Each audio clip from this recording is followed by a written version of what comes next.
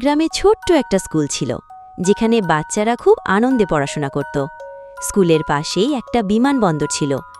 একদিন হঠাৎ করে একটা ছোট্ট বিমান নিয়ন্ত্রণ হারিয়ে স্কুলের ওপরে পড়ে যায়। এতে স্কুলের কিছু অংশ ভেঙে যায় আর অনেক ক্ষতি হয়। বাচ্চারা প্রথমেই খুব ভয় পেয়ে যায়, কিন্তু কেউই আহত হয়নি। স্কুলের শিক্ষকরা দ্রুত সবাইকে নিরাপদ জায়গায় নিয়ে যান। সবাই মিলে দুঃখ পেলেও তারা সাহস হারায়নি।